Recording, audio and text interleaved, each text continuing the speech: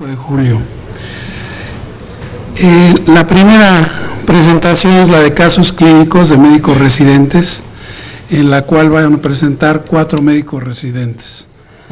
El siguiente va a ser el horizonte terapéutico en cáncer de próstata, de la dependencia a hormonas a la resistencia a castración, por el doctor Héctor Solano Moreno.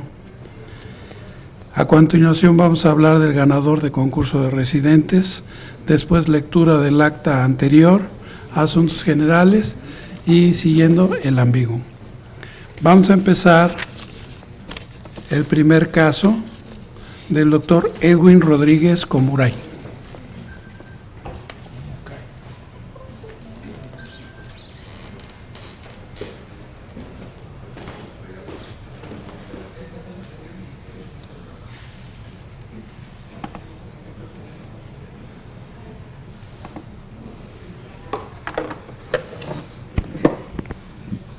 Buenas noches, presento mi caso de la sesión mensual del Colegio Mexicano de Urología. Mi nombre es el doctor Erwin Rodríguez Comucay, residente de 4º año de Hospital de Especialidades del Centro Médico Nacional La Raza.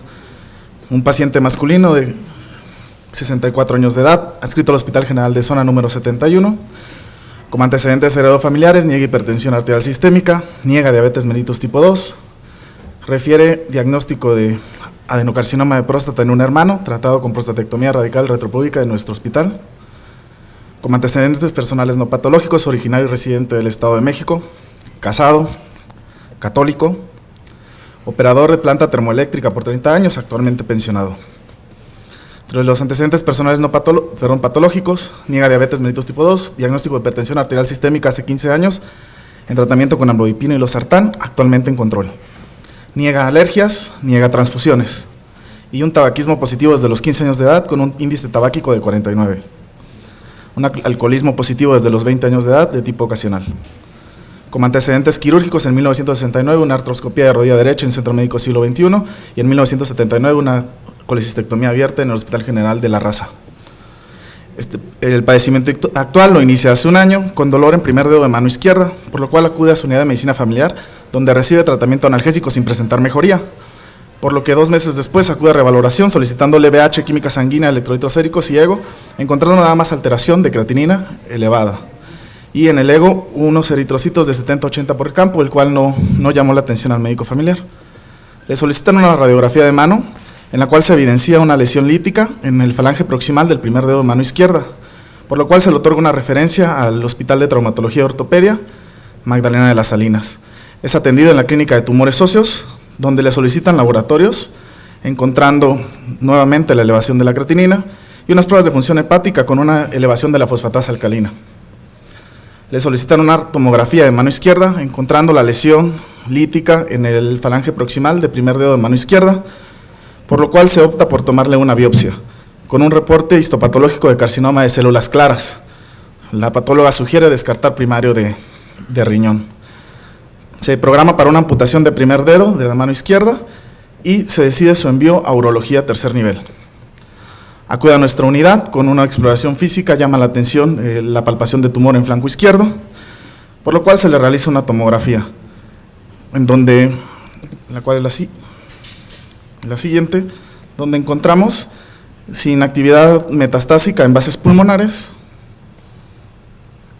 riñón derecho sin alteraciones, riñón izquierdo con un tumor dependiente de polo superior derecho, pero en polo superior izquierdo de 12 por 11 por 10 centímetros.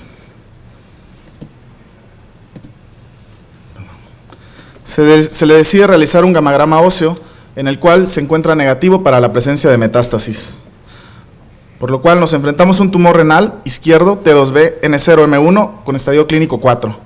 ¿Qué marcan las normas respecto a estos pacientes? En pacientes que pueden ser resecados quirúrgicamente con una metástasis ósea solitaria, lo indicado es la nefrectomía más la metastasectomía. Como recordamos, la metastasectomía ya había sido realizada, por lo que se programa para una nefrectomía radical izquierda el día 26 de octubre de 2015. Se realiza con los hallazgos de un riñón de 12 por 8 por 7 centímetros, una vena, una arteria, un uréter y un sangrado de 700. El reporte histopatológico nos habla sobre un carcinoma de células renales de tipo células claras, de un grado histológico Fuhrman 4, con un patrón sólido alveolar, acinar y papilar, con extensas zonas de necrosis, sin infiltración a la grasa perirrenal. Bueno, hablemos un poco de la bibliografía. ¿Qué nos dice sobre estos problemas? El cáncer renal, como ya sabemos, puede haber cáncer de células renales, tumores uroteriales, sarcomas, tumor de Wilms, tumores carcinoides, metástasis, linfomas, leucemias. De estos carcinomas de células renales, la mayoría van a ser, en un 80%, carcinomas de células claras. La presentación clínica va a incluir hematuria, dolor en flanco, masa en abdomen o flanco, pérdida de peso, fiebre, hipertensión. Sin embargo, el 60% son asintomáticos y van a ser incidentales su diagnóstico. Las metástasis primordialmente van a ser pulmonares, sin embargo, se pueden presentar metástasis óseas en hígado, tejido subcutáneo y en otros órganos. En el momento del diagnóstico, 30% de los pacientes presentan metástasis. Las metástasis óseas más común son la de pelvis ósea, costillas, vértebras, huesos largos y cráneo. ¿Cuál es el tratamiento de estos pacientes? El tratamiento quirúrgico es el tratamiento de primera línea, el tratamiento de elección, ya que es el único que, junto con la nefrectomía, aumenta la sobrevida del paciente. Los riesgos son el sangrado y la limitación funcional que va a llevar la amputación.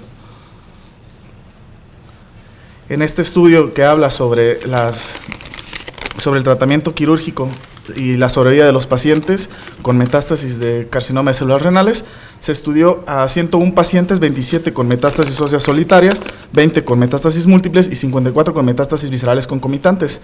Se encontró como factor de buen pronóstico los bordes quirúrgicos libres, con una mayor sobrevida, pacientes menores de 65 años y aquellos que se encontraban con metástasis única. En este otro estudio que nos habla sobre la sobrevida de los pacientes después de cirugía por metástasis óseas de carcinoma de células renales, es un estudio retrospectivo en una sola institución de 295 pacientes operados entre 1974 y 2004, y se encontró que la sobrevida a un año en estos pacientes eran de 48% y de 5 años del 11%, lo que coincide con el estudio anterior. La presencia de metástasis única era el factor de mejor pronóstico, el grado del tumor no era factor predictivo y el subtipo de células claras era el de mejor pronóstico. El tratamiento farmacológico, como les comenté, el 30% de los pacientes se presentan con metástasis al diagnóstico y de estos el 40% no son candidatos a tratamiento quirúrgico, por lo cual tenemos dentro de nuestro esquema de tratamiento se puede usar interferón, sunitinib, sorafenib, bevacizumab, temsirolimus, everolimus, bifosfonatos como el ácido solendrónico. En este estudio prospectivo experimental de 750 participantes divididos al azar en dos grupos, en el uso del sunitinib y el interferón alfa, se encontró que la supervivencia media global en el sunitinib era de 26.4 meses versus el interferón de 21.8 meses, y la media de supervivencia libres de progresión en el sunitinib era de 11 meses y en el interferón de 5 meses. Sin embargo, con ninguno de estos tratamientos podemos detener la progresión de las metástasis óseas y la presentación de síntomas óseos o fracturas patológicas. El otro fármaco que sí nos va a ayudar para las metástasis óseas es el ácido solendrónico. En este estudio nos habla sobre el retraso en la presentación de síntomas óseos y presentación de fracturas patológicas con el uso del ácido solendrónico en pacientes con carcinoma de células renales avanzado. Este fue un estudio prospectivo aleatorizado con el uso de ácido solendrónico a dosis de 4 y 8 miligramos IV versus placebo. Se estudiaron 74 pacientes con carcinoma de células renales con metástasis óseas. Las dosis eran cada 3 semanas del ácido solendrónico. Y lo que encontramos fue que solo el 37% de los pacientes que utilizaron ácido solendrónico 4 miligramos presentaron sintomatología ósea, y de los que recibieron placebo, el 74% presentaron sintomatología, una reducción importante de la sintomatología con el uso del ácido solendrónico. Y los pacientes que presentaron fracturas patológicas, como vemos, el tiempo para presentar fracturas patológicas en pacientes con placebo fue menor, y los pacientes que se utilizó ácido solendrónico no presentaron fracturas patológicas durante los 300 días que duró ese estudio. La radioterapia es otra opción de tratamiento que tenemos, pero es un tratamiento paliativo. No va a ser curativo, pero va a disminuir lo que es la progresión de las metástasis óseas. No aumenta la sobrevida del paciente, pero sí disminuye el dolor óseo, los síntomas de compresión medular, la hipercalcemia y el riesgo de fracturas patológicas. En este estudio, donde se analiza el uso de la radioterapia externa, se encuentra que el 80 al 60% de los pacientes que recibieron radioterapia de 4 a 6 semanas presentan disminución del dolor y disminución de las fracturas del 50 al 30% y ayuda con la consolidación de las fracturas patológicas. Esas son las dosis que se usan. Los efectos adversos dependerán de la dosis y sitio recibido de la radioterapia. Pacientes con dolor persistente pueden recibir retratamiento 4 semanas posterior a dosis de 8 grays. Como conclusión, el tratamiento de elección para las metástasis óseas es el tratamiento quirúrgico. Cuando no es posible realizar cirugía, utilizar el uso de ácido solendrónico. En caso de persistir con la sintomatología, envío a radioterapia. Actualmente, el paciente continúa con su seguimiento, su última revisión en mayo del 2017. El paciente se encuentra asintomático, sin datos de dolores óseos y un estudio tomográfico sin datos de recurrencia local o a distancia. Gracias.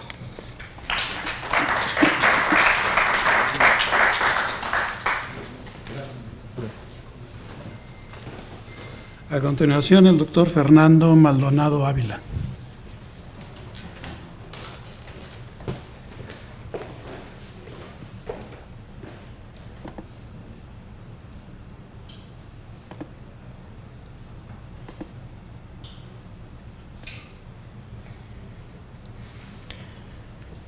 Buenas noches, soy Fernando Maldonado Ávila, residente de urología. Les voy a presentar el siguiente caso. Se trata de un masculino de 22 años, soltero, católico, originario de Sinaloa, estudiante. Con antecedentes de heredofamiliares con carga genética para cáncer de pulmón y diabetes mellitus tipo 2.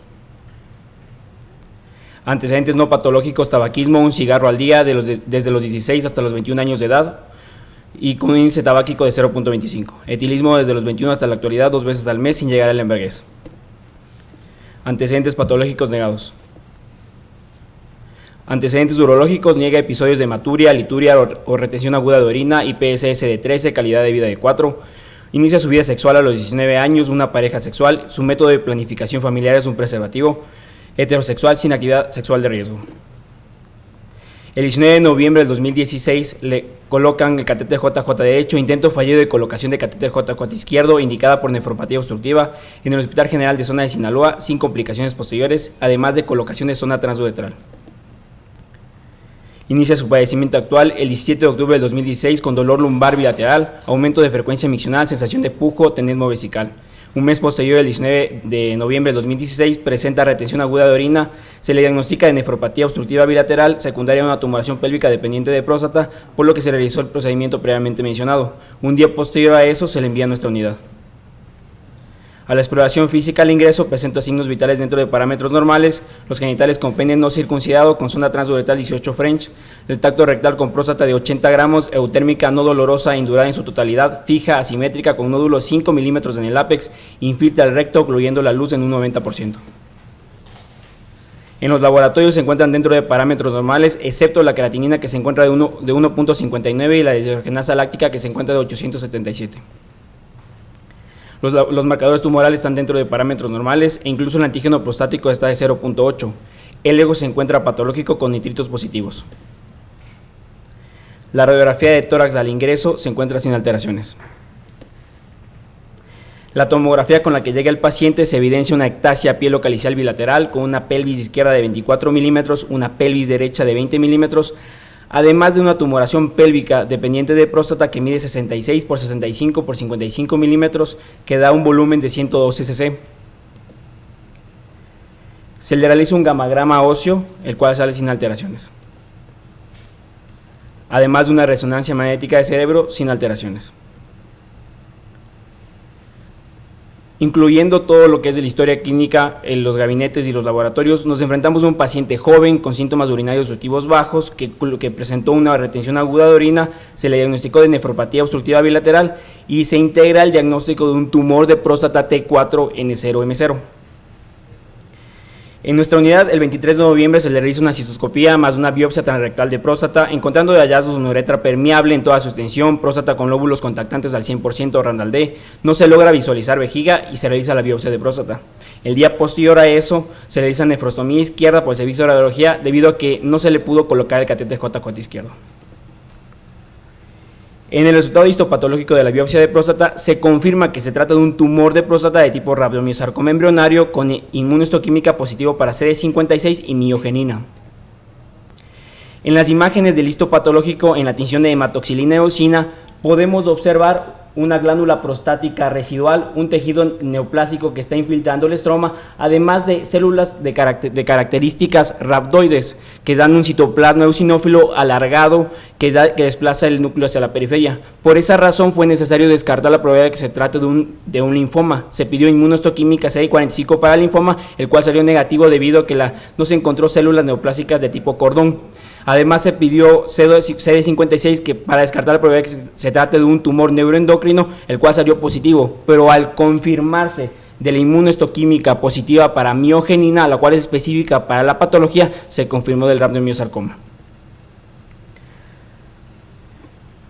Se le envió al paciente al hospital de oncología, donde se realiza la revisión de laminillas y se confirma el diagnóstico, un rhabdomyosarcoma de tipo embrionario con inmunoexpresión para miogenina y desmina, que es específico para esta patología.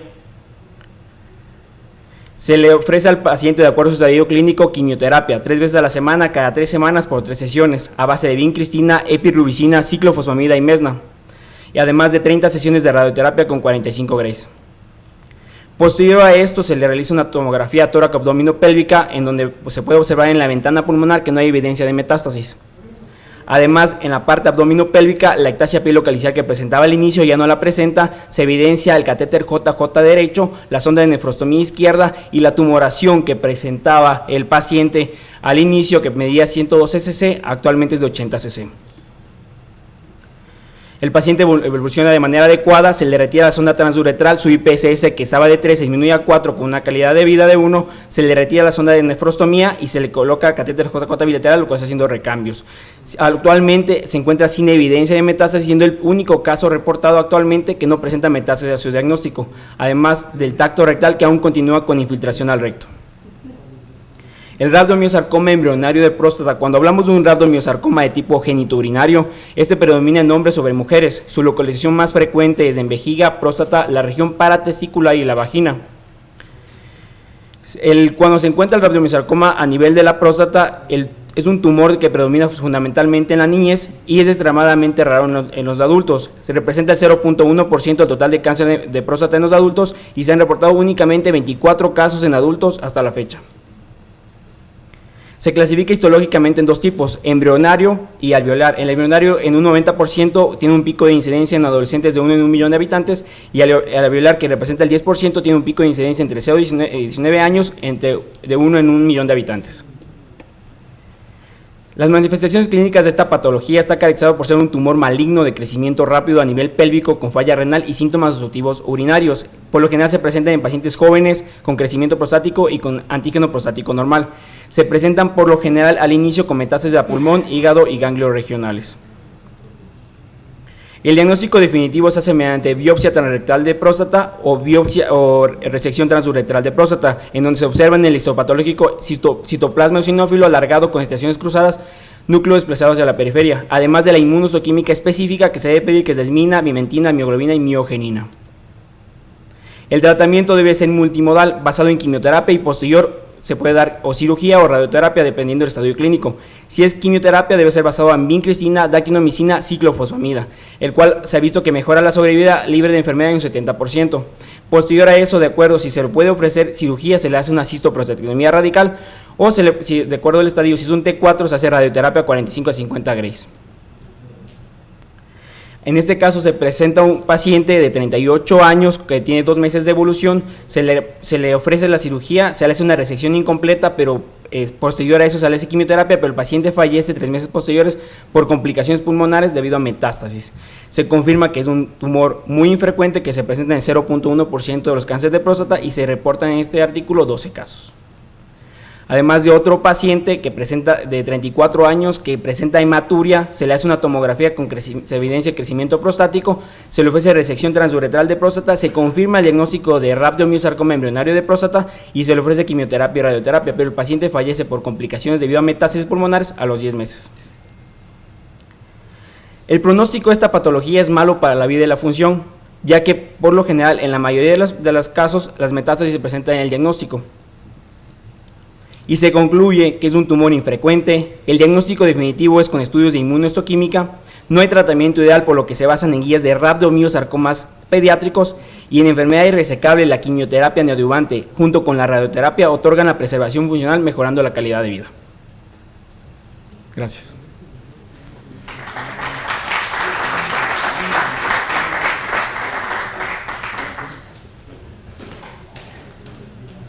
A continuación, doctor Julián Alejandro Rangel Bristrain.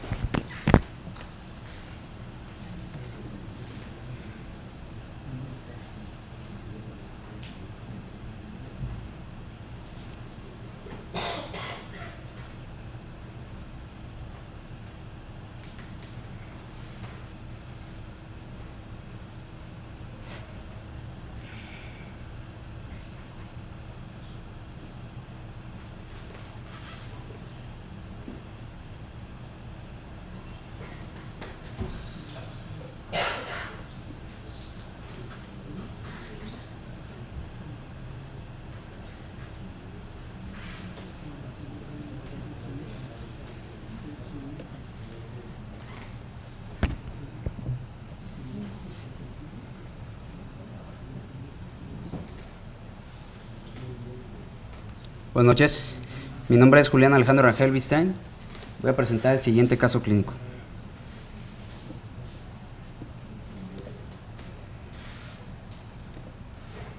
Como datos personales tenemos un paciente masculino de 37 años de edad, con las iniciales CLME. Él es licenciado en Administración de Empresas y gerente de compra-venta de una empresa de minerales. Toxicomanías negadas, su grupo sanguíneo y RH es A positivo. Dentro de sus antecedentes heredofamiliares, tiene un hermano gemelo finado a los 29 años de edad por neumotórax espontáneo masivo con diagnóstico de linfoma mediastinal y padre finado por diagnóstico y complicaciones de enfermedad pulmonar obstructiva crónica. Dentro de sus antecedentes personales patológicos, es portador de hipertensión arterial sistémica de reciente diagnóstico, actualmente en tratamiento con losartán 50 miligramos vía oral cada 12 horas, y una enfermedad renal crónica no etapificada de 2 meses de diagnóstico. Él inicia su padecimiento actual hace 2 meses con hematuria macroscópica terminal formadora de coágulos amorfos, autolimitada con pérdida ponderal de 12 kilogramos en 6 meses.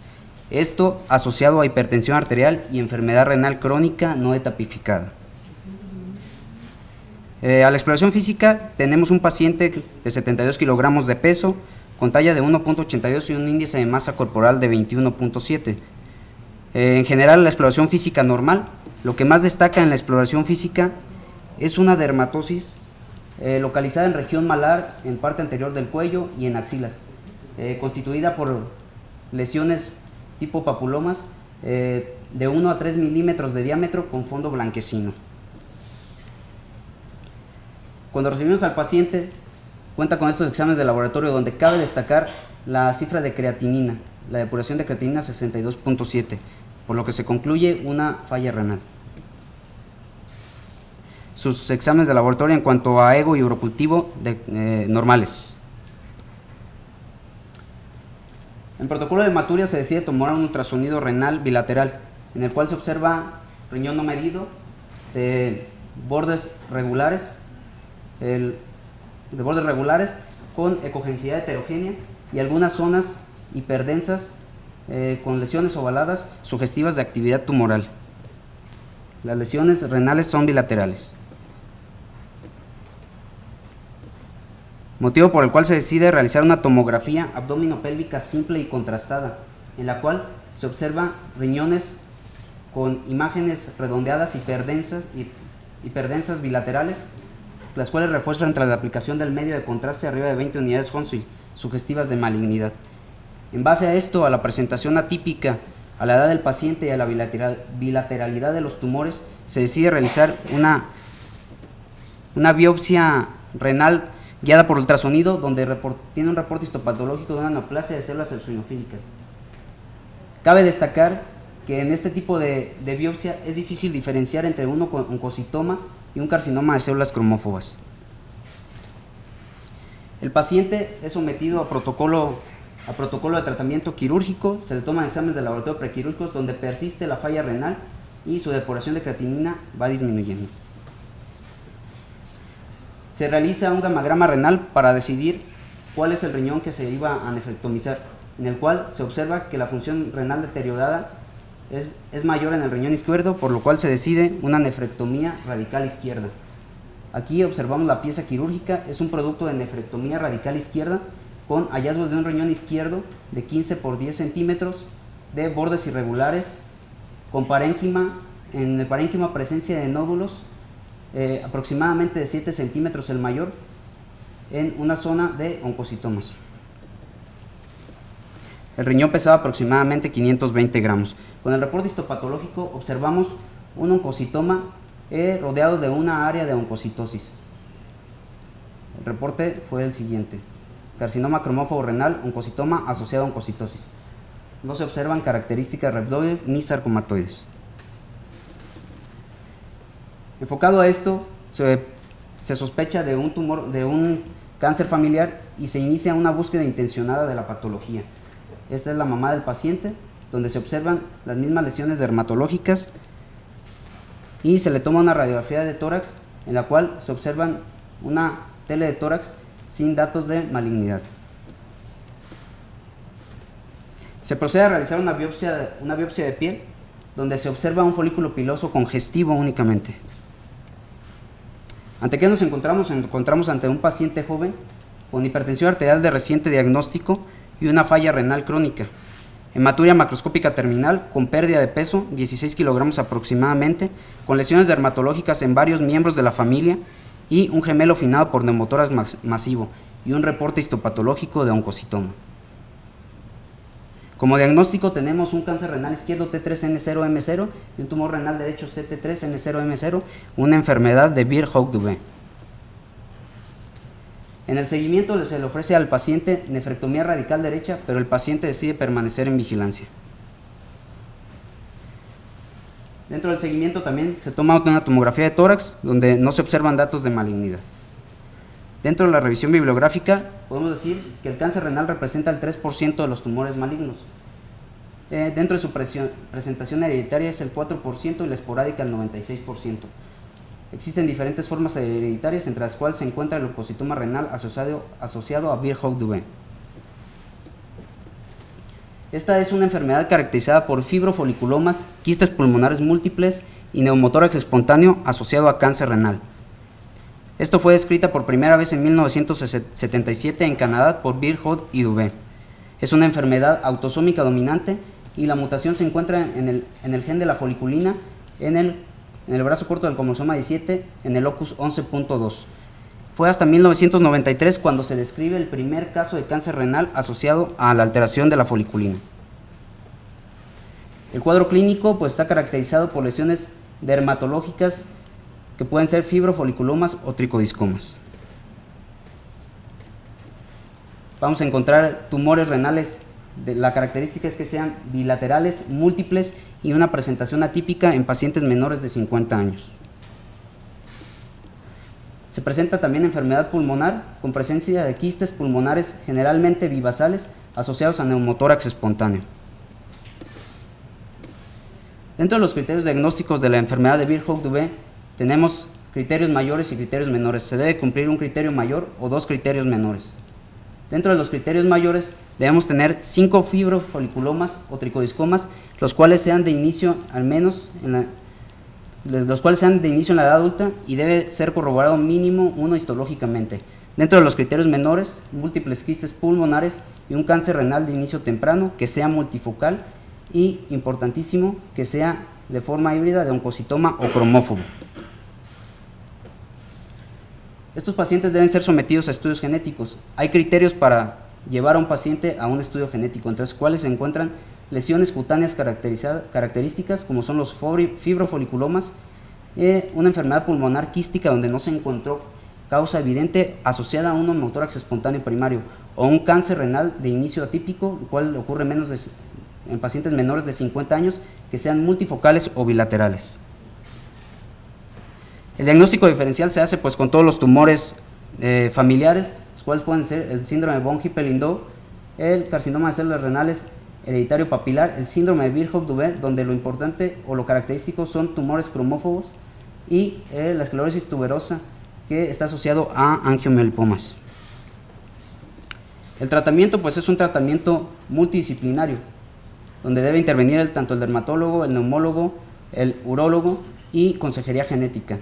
Es importante evitar el tabaquismo por el alto riesgo de desarrollar neumotórax espontáneo, así como evitar cambios de presiones.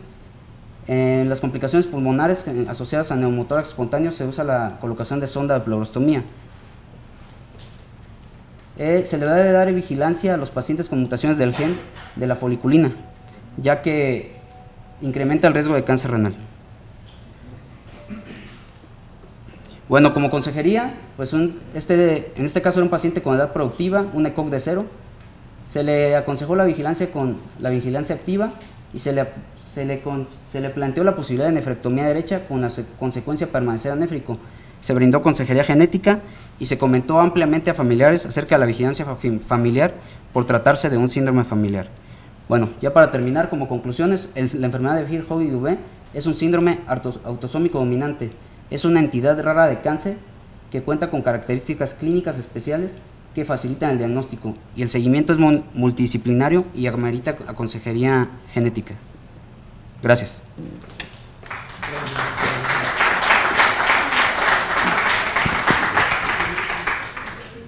El doctor Elber García Chiñas.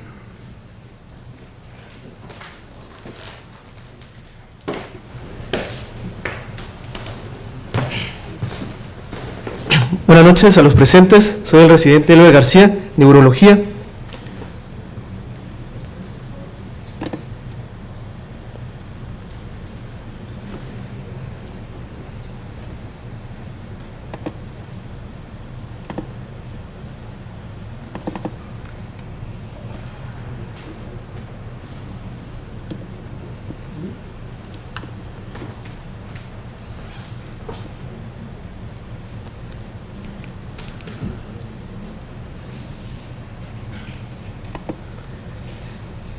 Bueno, se trata de un masculino de 77 años de edad, cuya ocupación es obrero y reside en la Ciudad de México, casado y con una religión católica, escolaridad primaria incompleta.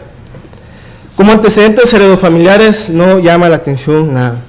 Con respecto a sus antecedentes personales no patológicos, un alcoholismo de los 25 años de edad, llegando a la embriaguez cada fin de semana. Como crónicos degenerativos, es diabético, 22 años de evolución, en tratamiento con insulina de acción intermedia y una biguanida. No cuenta antecedentes infectocontagiosas ni quirúrgicas. Como antecedentes urológicos, ninguno, no ha presentado ninguno. Transfuncionales, traumáticos y alérgicos, negados. Bueno, su padecimiento actual inicia hace 2 meses con un aumento del volumen y consistencia del testículo izquierdo, ¿sí? Motivo por el cual acude a un médico general, y es tratado con AINES, no especificando posología, y presentando mejoría parcial. Sin embargo, con persistencia del volumen, motivo por el cual vuelve a acudir a su médico. Como frecuencia urinaria de 5 y nocturia 2, niega hematuria, niega pérdida de pesos, lituria. La exploración física, pues encontramos un paciente de 67 kilos, talla 1,62 y índice de masa corporal de 25, signos vitales estables. Eco de 0, Karnofsky. Bueno, como la exploración física, lo más llamativo es el testículo izquierdo intraescrotal, aumentado de volumen de aproximadamente 5×4, de consistencia firme y bordes irregulares, no dolorosa la palpación, y el cordón espermático izquierdo se palpa normal. Con respecto al testículo contralateral, nada de qué comentar.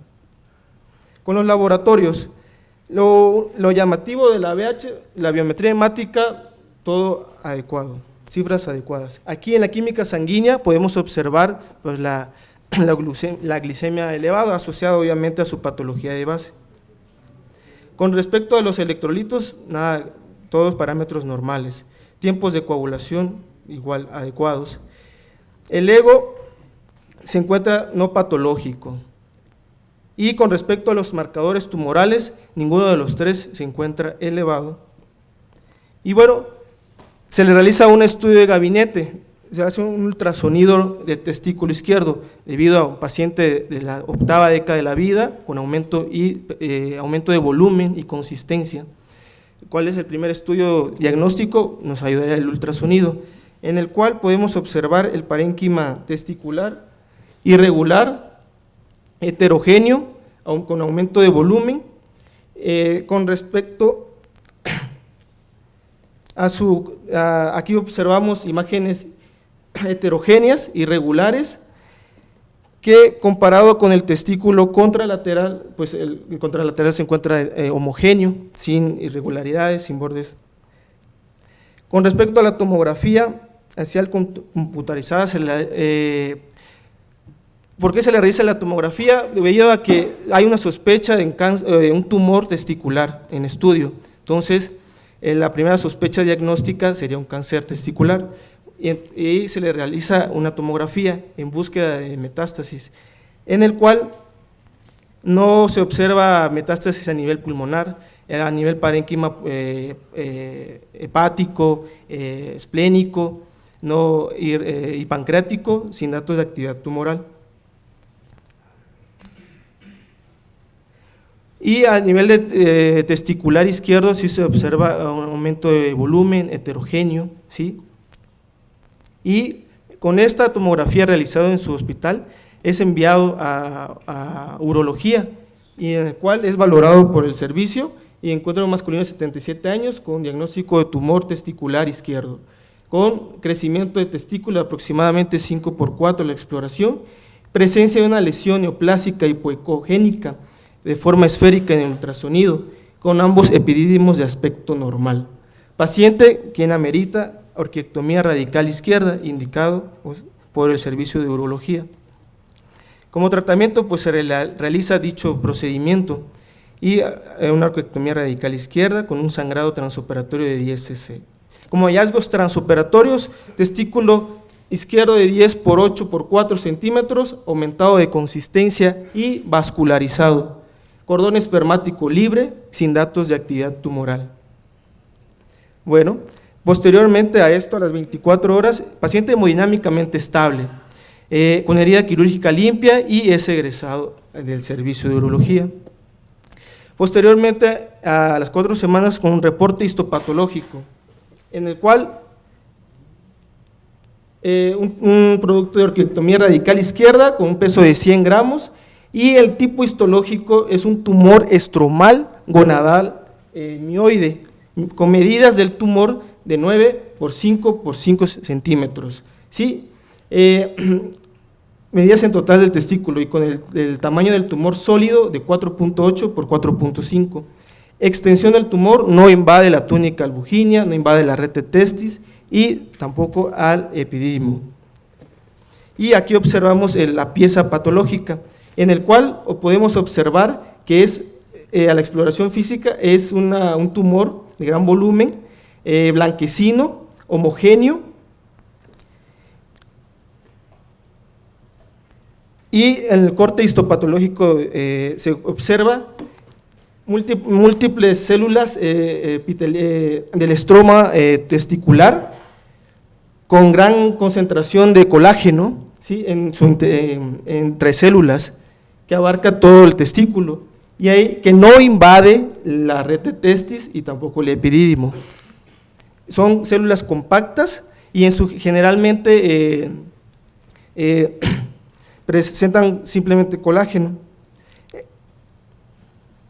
Y bueno, aquí observamos un aumento de la pieza y se observa las células con colágeno en su interior y desorganizadas con núcleos de pequeño tamaño.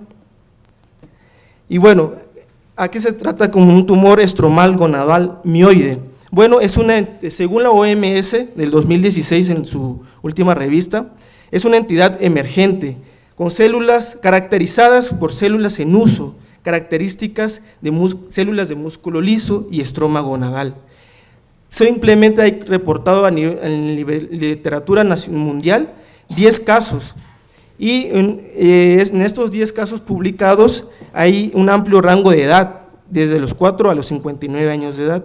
Edad promedio de la aparición de esos 10 casos es de 41 años de edad. El rango del tamaño del tumor fue de 1.2 a 3.5. Este tipo de tumor no está asociado a síntomas hormonales y tampoco a elevación de los marcadores tumorales.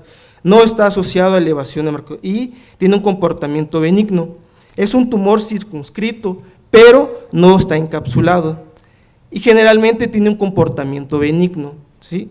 Las células en forma de huso con citoplasma denso, dispuestas en fascículos cortos y abundante depósito de colágeno. Este tumor hay que hacerle su inmunohistoquímica, en el cual saldrá positivo para actina, pero no para miosina, y también sería positivo para S100. Es una proteína, la S100 se localiza en células neurológicas y la actina pues en células musculares, entonces tiene los dos tipos de estirpes. Y los diagnósticos diferenciales principales de este tumor son el fibroma. Sin embargo, el fibroma histológicamente a nivel de hematoxilina y eosina presentan las mismas características, solamente que menos colágeno entre las células, menos desorganizadas, y además presenta negativo para S100 y para actina, ya que no se trata de unas células musculares. El segundo diagnóstico es el leiomiosarcoma y el leiomioma. Estos tipos de tumor sí presentan positividad para actina y miosina, es la característica principal con los marcadores, y no presentan colágeno. Y otro diagnóstico diferencial que se debe de incluir son tumores del estroma gonadal no clasificables, y donde encontramos esta es la tabla de la Organización Mundial de la Salud del 2016, clasificando todos los tumores del testículo, en el cual podemos observar, van en orden de frecuencia, en el cual nuestro tumor se localiza en tumores no clasificados del estroma gonadal. Entonces estamos ante un caso, podría ser el 11º a nivel mundial, el cual se va a publicar. Y conclusiones de este caso clínico, pues se trata de un paciente de la 8ª década de la vida. Clínica, indolora, persistencia del aumento de volumen y consistencia del tumor del testículo, no relacionada con algún otro síntoma. Y además no hay afección del cordón espermático. En el ultrasonido suele ser heterogéneo del parénquima testicular y sin calcificaciones, a diferencia de un tumor maligno de testículo que podría presentar calcificaciones en el ultrasonido. No presenta metástasis debido a que se le caracteriza por una patología benigna, y entre paréntesis, diabetes, debido a que los 10 casos reportados, 6 de ellos fueron diabéticos. Nuestro paciente igual, 22 años de evolución, ser diabético. Entonces, se trata del 11º caso a nivel mundial. Pues sería todo. Gracias.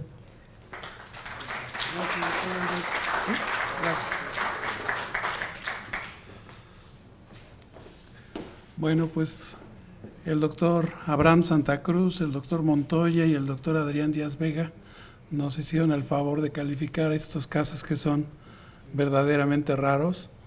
Y pues a continuación vamos a seguir con la orden del día, con la sesión académica. El tema es Horizonte terapéutico en cáncer de próstata, de la dependencia a hormonas a la resistencia a la castración. El doctor Héctor Solano Moreno es conocido de nosotros ya desde hace varias décadas, y él nos pidió que le comentáramos que actualmente trabaja en el IMSS, en el Centro Médico de Occidente.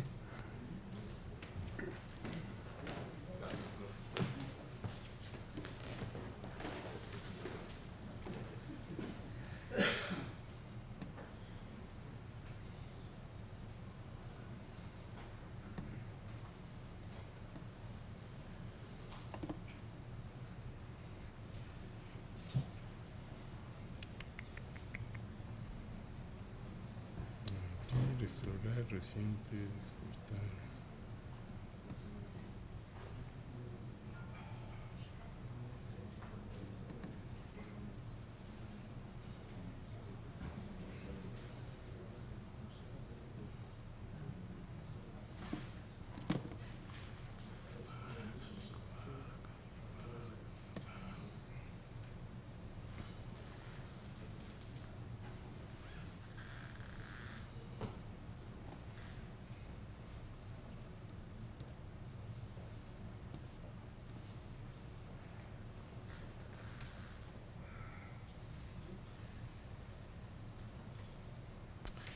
Bueno, efectivamente, ¿quién soy? Soy Héctor Solano y realmente ya muchos de ustedes me conocen, ya estoy viejito, como dijo el doctor de hace varias décadas, y es un placer y un privilegio para mí el estar en su sesión académica.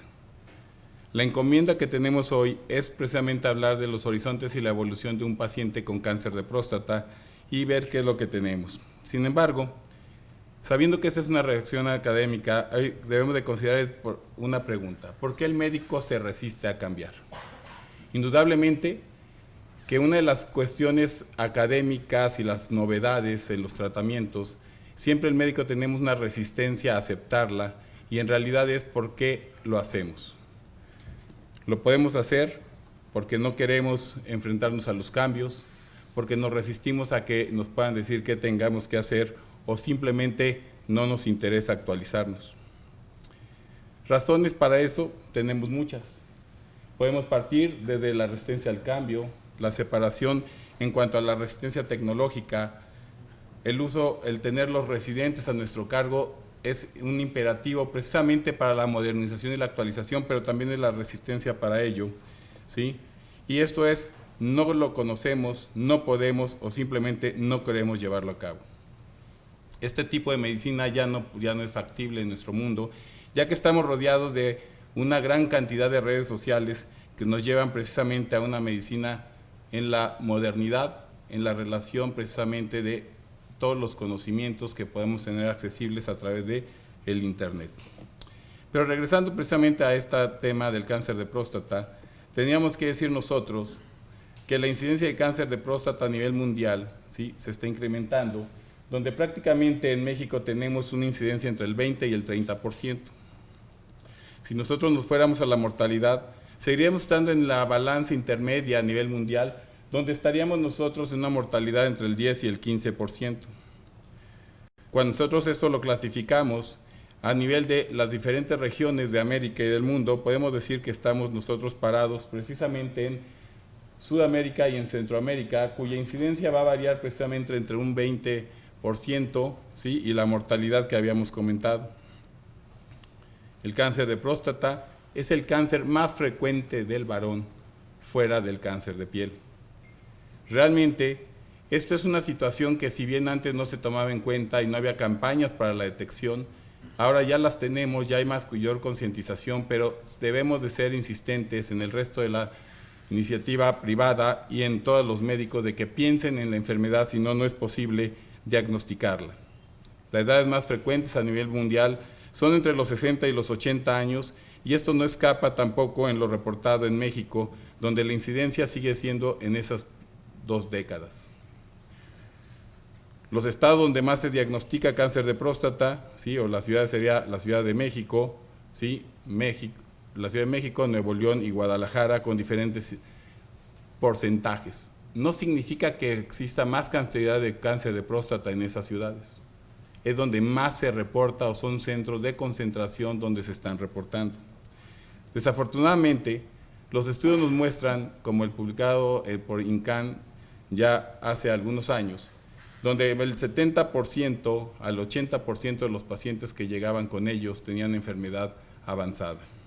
En el año 2011, en un Hospital General Regional de Guadalajara se hace precisamente otro estudio semejante, el cual reporta que más del 84% de los pacientes seguían llegando con enfermedad avanzada y que eran candidatos solamente a tratamientos paliativos. Pero ¿quién es esta persona? Esa persona que ven ustedes en pantalla es nuestro paciente, es un paciente que cuando ustedes les dicen que tiene un cáncer de próstata, se convierte en un ser aislado, abandonado, piensa en que se va a morir el día siguiente, y desafortunadamente no es así, por la misma evolución de la enfermedad. Esta enfermedad nosotros no tenemos que olvidarnos que debe de ser manejada de manera integral. Desde la Facultad de Medicina y hasta la actualidad nos siguen mencionando las enfermedades como enfermedad, en este caso como tumor. Y se olvida el que les enseñe a los médicos a que vean al paciente de una manera holística, tomando en cuenta también que el paciente como tal y su ambiente.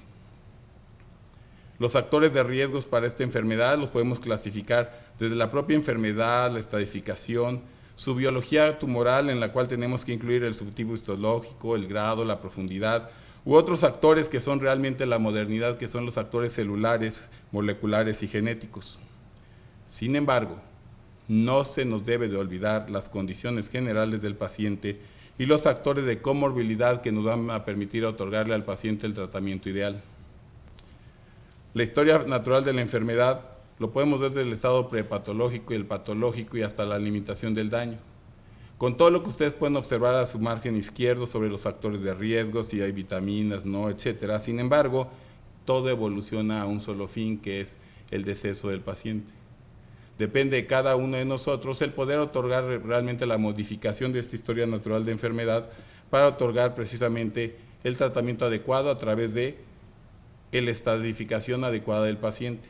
Cada uno de ellos conlleva una serie de manejos, desde que pueden ser desde la observación hasta tratamientos curativos o paliativos. ¿De qué depende? Del momento preciso del diagnóstico de la enfermedad. Sin embargo, los abordajes terapéuticos para las etapas clínicas del cáncer de próstata, si bien pueden ser cirugía, radioterapia, crioterapia, vigilancia, sí, entre otros, estos van evolucionando hasta que el paciente ya degenera en un estadio avanzado. La parte fundamental de esto estriba precisamente en la privación androgénica total, la cual no debe ser interrumpida, y hay una situación real en México. Cada una de las etapas nos hace opciones de tratamiento que van caminando durante el acto del tiempo. Pero entonces la base fundamental sería el tratamiento del cáncer avanzado de próstata, es el tratamiento a través de la hormonoterapia, que va a constituirse precisamente en el rey para el tratamiento fundamental de la enfermedad.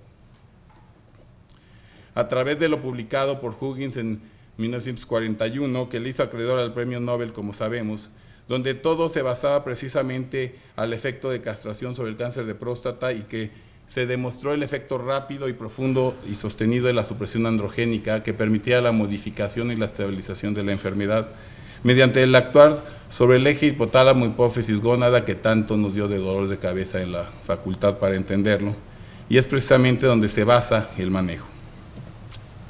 Curiosamente, hablando de cáncer de próstata, cada 20 años sucede algo. El siglo pasado, en inicios del 1904, ¿sí?, viene los reportes de la prostatectomía radical. 20 años después viene el uso de radioterapia o alternativas radioactivas para el manejo del cáncer de próstata. 20 años más, 1940, aparece Huggins con la situación de la terapia hormonal. Para los años 60 aparecen los estrógenos, que se mantuvieron como un estándar y un manejo durante muchos años, hasta que en los 80 aparece precisamente el descubrimiento y la divulgación, el empleo de los análogos. Entre los 80 y el año, los ceros de esta década, aparecen simplemente alternativas quirúrgicas, pero para el 2004 se desarrolla un cambio fundamental en el manejo del cáncer de próstata, donde al inicio se decía que era un cáncer de próstata quimioresistente, y a través del empleo del docetaxel cambia completamente la mecánica y se desarrollan terapéuticas novedosas a través principalmente de ¿qué? De la mejora de los medicamentos, ¿sí? Sin embargo, el eje fundamental del manejo del cáncer de próstata, ¿sí?, sigue siendo el tratamiento hormonal. A través del empleo de los análogos LH, RH, la orquiectomía con o sin uso de antiandrógenos, etcétera, pero siempre la pieza fundamental es el bloqueo hormonal. Esto se vino a demostrar también y vino a suplir los descubrimientos sobre el manejo de los 60 de los estrógenos a través precisamente de un estudio sobre aproximadamente en 200 pacientes, donde se comparó el uso de leprolide contra el detil-etilvestrol y donde se vio que los efectos vasculares del detil-etilvestrol constituían entonces ya una contraindicación, ¿sí?, para el manejo de este producto en el cáncer de próstata.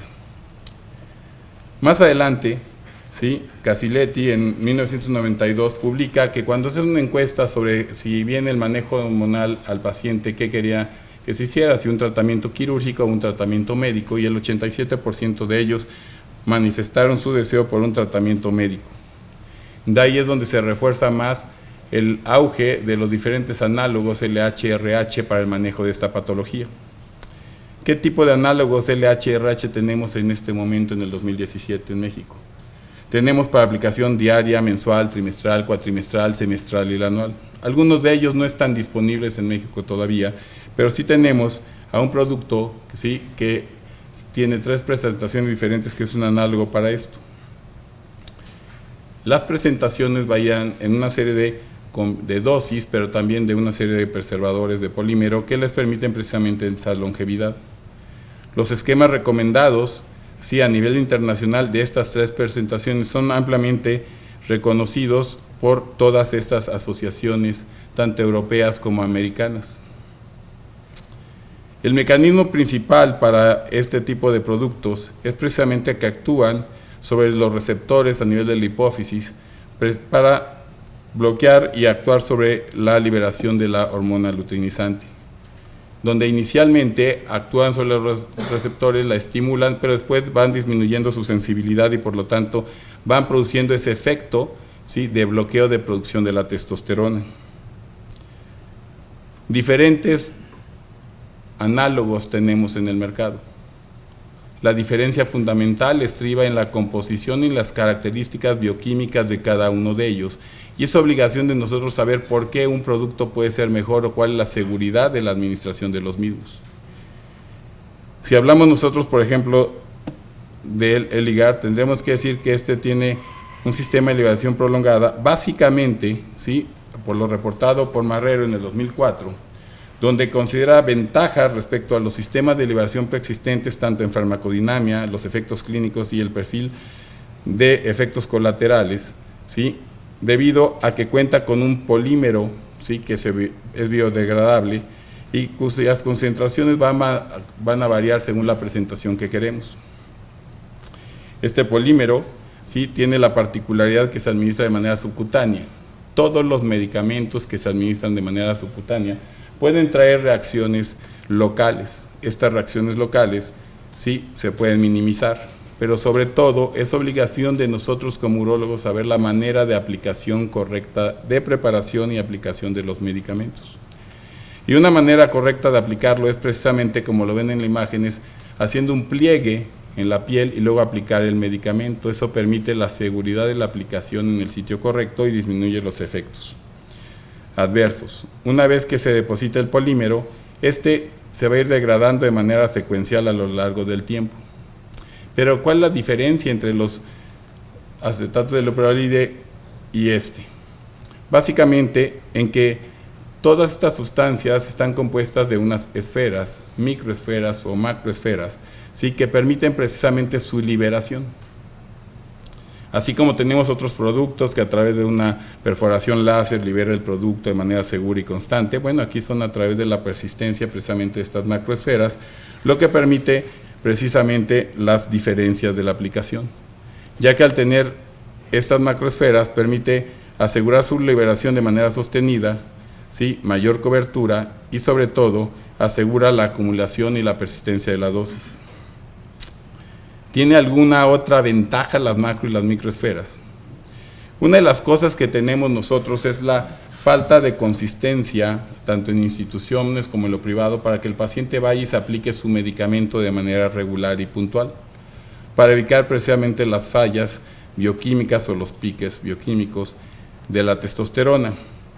Cuando se tienen las macroesferas, esto permite, de acuerdo a la reportada por Borges, a un depósito, a una cobertura adicional que puede llegar hasta los 14 días de cobertura. Entonces tenemos un margen mayor de seguridad de los pacientes para que el paciente tenga los niveles de testosterona por abajo de los 50 nanogramos e idealmente por abajo de los 20.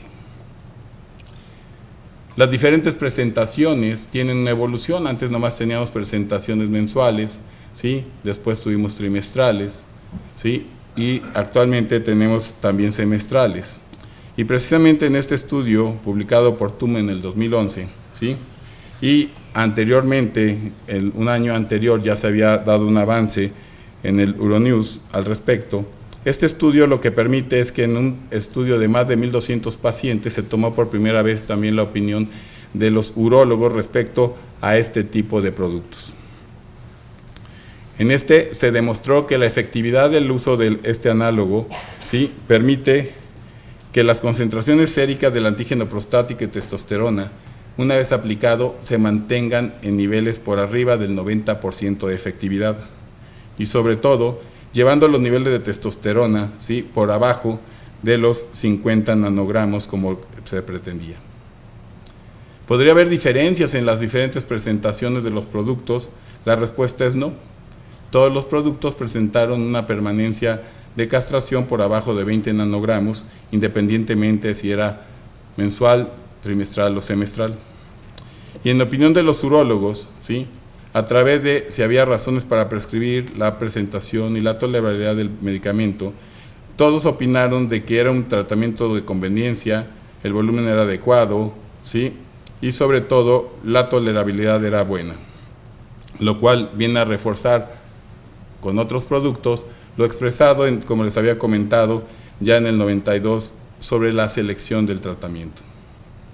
El uso de medicamentos sobre procedimientos quirúrgicos a nivel mundial se sigue incrementando, como le demuestra la barra azul que ustedes ven ahí, que son los procedimientos de tratamientos médicos sobre el cáncer de próstata, sobre los quirúrgicos.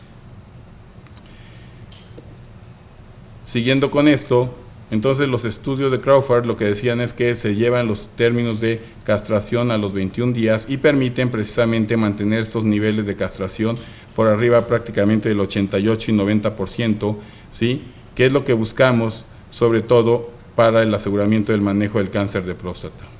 Existen otros estudios al respecto a lo que están manifestando precisamente en este tipo de presentaciones, y Sartor lo que concluye para ver la eficacia y tolerabilidad es que hay menos inyecciones, menos citas, recursos humanos. Entonces ya estamos hablando de un factor económico de la administración de un producto que los médicos debemos de manejar.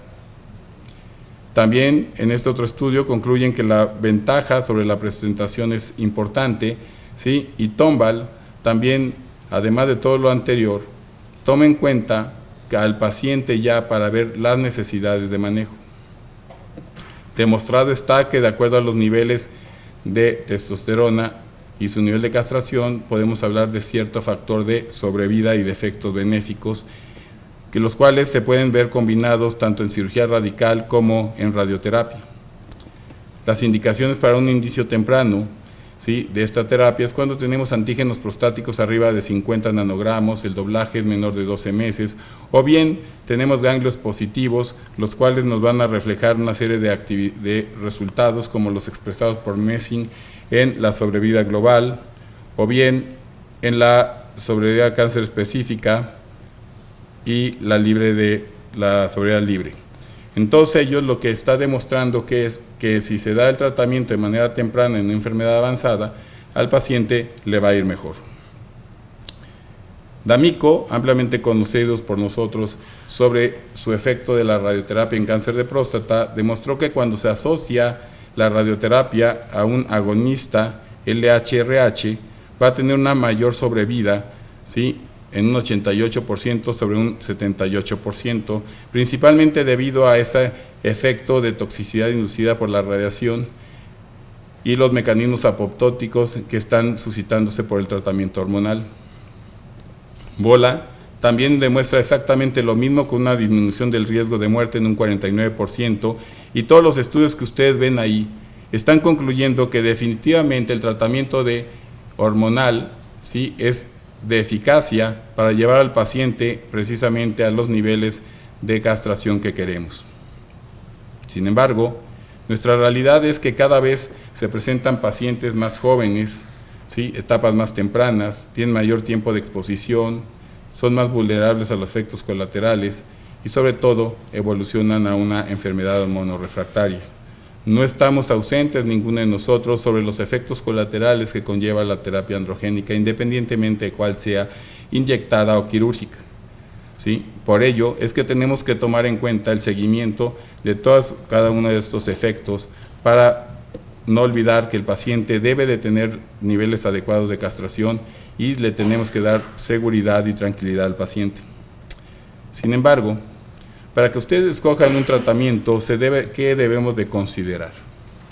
Debemos de considerar primero la seguridad del producto, la efectividad del producto, el costo, la escolaridad. el nivel socioeconómico del paciente, la zona geográfica en donde se encuentra el paciente, si es de una institución o no, si tiene seguro popular o no, pero sobre todo, y ya están aquí incluidos los derechos humanos y los derechos de los pacientes, no tenemos que olvidar nosotros lo que es la elección del paciente para las alternativas de tratamiento. Si nosotros tratáramos de conjuntar todo esto sobre qué deberíamos de considerar en nuestro país en el 2017, eso sería la respuesta, y entre más estrellas tenga, es más la efectividad y el manejo de ese tipo de fármacos, ¿sí?, para el beneficio del paciente. Por lo tanto, deberíamos de concluir que el tratamiento hormonal, ¿sí?, le puede ofrecer al médico una flexibilidad para el control de la testosterona, proporcionando las ventajas superiores entre más meses de seguridad tengamos. Le va a dar confianza al médico para darle tranquilidad al paciente y sobre todo tener el control de la enfermedad. Hacia el paciente vamos a tener una comodidad, sobre todo para ofrecer el control, la tranquilidad y sobre todo que el paciente haga su vida lo más normal que se pueda. Pero ¿cuál es la frecuencia de las citas que debemos de otorgar al paciente? Desde el 2005, la Unión Europea dijo que las citas médicas van de acuerdo a los síntomas del paciente, sus factores pronósticos, la terapia empleada, y si pueden ser de 3 a 6 meses, se deben de ajustar a las necesidades de cada caso. De ninguna manera se debe de considerar como regla de la atención médica del paciente la administración de un medicamento.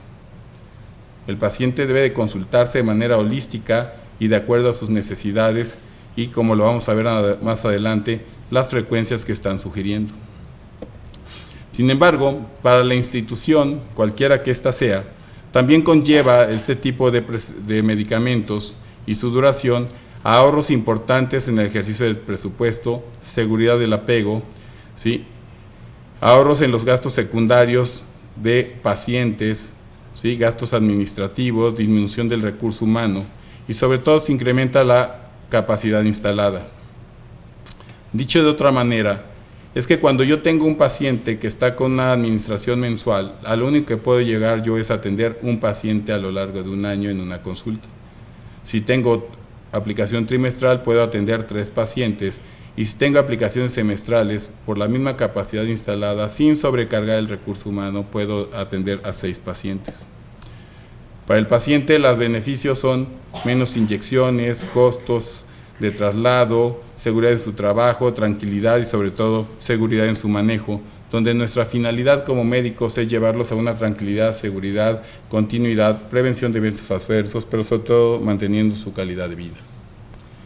Hasta aquí era lo que manejábamos nosotros hasta el año 2003. Sin embargo, ¿sí?, la historia de nuestro paciente continúa. Y empezamos a tener una serie de conflictos sobre qué debemos de hacer, si aspectos quirúrgicos o simplemente guiñarle el ojo al paciente y ver qué está pasando. Porque ¿qué pasa cuando la terapia de deprivación androgénica falla? Y no se tiene progresión de la enfermedad de manera certera. Si habláramos de la evolución del cáncer de próstata, tendríamos que ver ese esquema, el cual ya lo conocemos nosotros precisamente desde el inicio de este siglo, en el cual podemos ver qué tipo de paciente tenemos, qué le vamos a ofrecer y sobre todo hasta dónde estábamos. Pero ¿de qué depende que la enfermedad progrese? La enfermedad va a progresar de acuerdo al grado tumoral, la extensión inicial de la enfermedad, la distribución de las metástasis, y sobre todo es inversamente proporcional a la duplicación del antígeno prostático, ¿sí? No debemos nunca de olvidar revisar al paciente para detectar algún punto doloroso, porque nos habla precisamente de esa enfermedad sintomática y el compromiso funcional. Esta serie de mecanismos se deben precisamente a una serie de alteraciones en los receptores de la célula tumoral, ¿sí?, que constituyen el receptor androgénico, los cuales se pueden ver alterados por una inhibición subóptima de los andrógenos, porque está generando su propio andrógeno la célula, ¿sí? Hay una reacción agonista o hay una actividad subóptima competitiva sobre el receptor androgénico por el medicamento que estamos dando.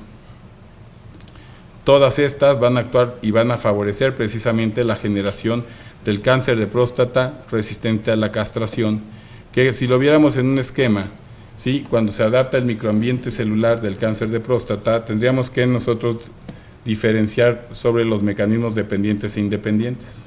Y los dependientes son precisamente desde las variantes splice del receptor que hacen precisamente esta resistencia. Ese simple cuadro es el que nos lleva a las alternativas de manejo que tenemos en la actualidad. Podríamos decir que el tiempo de las metástasis de 4 a 8 meses, los síntomas son los que todos conocemos y los ven en la pantalla, y sobre todo que las metástasis se desarrollan de manera local pero a distancia, y de acuerdo a los sitios donde estas se están presentando nos desarrollan una serie de eventos relacionados al esqueleto que no es nada más y no lo debemos de ver así. Sobre todo los médicos residentes, como vi que presentaron su caso de tumor renal, ¿sí? No se debe ver como que es una fractura aislada, deben de verlo de manera completa, pero sobre todo dar un paso más allá para que puedan ver las consecuencias de esa fractura, que pueden ser pérdida de la autonomía, la morbilidad, la calidad de vida, el dolor y los costos que pueda ser necesario para ello, ya que en México desafortunadamente no tenemos gran capacidad de atención de las patologías y fracturas patológicas de ningún tipo de tumor. Pero regresando a los agentes que tenemos para el manejo del cáncer de próstata resistente a la castración, podemos ver ahí la evolución desde solamente tener el ácido zoledrónico, luego la quimioterapia, ¿sí? Los anticuerpos, hasta la gran cantidad de productos que hay actualmente en el mercado, y los que ustedes ven en negro, ¿sí? Son los que se tienen accesibles en México. De estos que tenemos accesibles, realmente la cantidad de productos sigue siendo extremadamente alta, y entre más alta está del pilar también los costos. La baraja la tienen ustedes. Cada uno de esos productos son alternativas de manejo que debemos de manejar nosotros precisamente para llevar y no caer nosotros en la dualidad del bien contra el mal, si este producto es mejor que el otro o por qué sí debo de prescribirlo. El conocimiento de precisamente de esto nos permite llevar a cabo la selección adecuada para nuestro paciente de una manera consciente. Desarrollo de alternativas para la terapia del cáncer de próstata, ¿sí? Se llevaron inicialmente después de la quimioterapia, de acuerdo a lo publicado, y tenemos una gran cantidad de terapias dirigidas. Sería realmente imposible platicar ni siquiera en un día completo de todos los estudios y los efectos de cada uno de ellos, y nos vamos a concentrar prácticamente en los que se catalogan sobre el receptor androgénico. Dentro de estas, del que era llamado antes MDB 3100, que es enzalutamida, que es precisamente que actúa sobre el receptor androgénico y que tiene 8 veces más que de actividad de la bicalutamida. Esto se debe a que tiene 3 mecanismos diferentes de acción. Ya la medicina ya no es corporal, ni orgánica, ni sistémica, sino es celular. Y estos mecanismos se deben a que tiene una inhibición sobre la unión del andrógeno y el receptor androgénico. También actúa sobre la translocación nuclear de ese receptor. Y finalmente va a inhibir la unión del ADN, ¿sí? Y por lo tanto, ese es el mecanismo por el cual favorece la muerte celular. ¿Cuáles son las indicaciones de este producto? Tenemos dos estudios fundamentales, que es el estudio AFFIRM y el PREVAIL. Sin embargo, si nosotros nos pusiéramos a ver cuál es el parteaguas o por cuál es la división de la indicación, es que uno se pone antes y otro se pone después de la quimioterapia, y lo correcto sería que primero se hubiera realizado el PREVAIL, que es antes de quimioterapia, y después del AFFIRM. Sin embargo, las indicaciones fueron al revés. Dentro del estudio AFFIRM, que es el uso de la enzalutamida después de quimioterapia, ¿sí?, se basa principalmente en los criterios de inclusión en pacientes que tienen cáncer de próstata, que tenían demostrados niveles de castración y sobre todo que habían recibido tratamiento previo con quimioterapia, además de enfermedad progresiva. Es un estudio randomizado en más de 15 países, donde se estaba evaluando el status, performance, nivel de dolor, el ECOG, y sobre todo era comparativo entre 160 miligramos contra placebo. El punto principal del estudio fue la sobrevida global y puntos secundarios eran el nivel del antígeno prostático, los criterios RECIST, ver la involución del tumor, la calidad de vida y de progresión, hablando como tiempo para eventos relacionados al esqueleto, sobrevida libre de progresión radiológica y el tiempo de progresión del antígeno prostático. Si nosotros habláramos de la sobrevida, ¿sí?, podemos decir que sí hubo un aumento el uso de la enzalutamida, ¿sí?, sobre placebo, sobre 4.8 meses en los pacientes. Si nosotros nos pusiéramos a ver entonces la progresión, el tiempo sin progresión del antígeno prostático, podemos ver también que hay una diferenciación en favor del uso de la enzalutamida y finalmente en la sobrevida libre de progresión radiológica también hubo un retraso en la presentación y evolución de las metástasis de los pacientes. Esos son los criterios que se tomaron en cuenta para el estudio, ¿sí?, en cada uno de ellos, y sobre todo si ponemos a vernos, podemos ver que entonces que la respuesta sobre el antígeno prostático, ¿sí?, tenemos a favor del enzalutamida en más del 50%, la respuesta en tejidos también está sobre 56%, pero sobre todo el tiempo de progresión fue de 8.3 meses, la media es igual, la mediana definitivamente favoreció al empleo de la enzalutamida. Todos los medicamentos tienen efectos colaterales. Tenemos la obligación, así como manejamos la situación de la andropausia provocada por los medicamentos de los análogos o la orquiectomía, tenemos que saber qué pasa cuando damos medicamentos de otro tipo. Los efectos adversos más importantes de enzalutamida fueron la fatiga, ¿sí?, y lo demás fueron desórdenes cardiovasculares y algunas alteraciones además de la náusea.